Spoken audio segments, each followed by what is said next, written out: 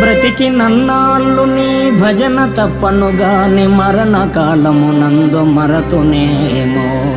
ఆ వేళ యమదూతలాగ్రహంబున వచ్చి ప్రాణముల్ పెకలించి పట్టునప్పుడు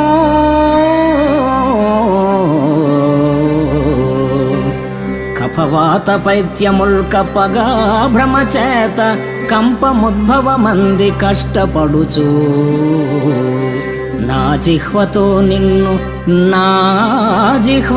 నిన్ను నారాయణ నారాయణ నారాయణ ఎనుచు పిలుతునో శ్రమ చేత పిలువలేను, శ్రమ చేత పిలువలేను.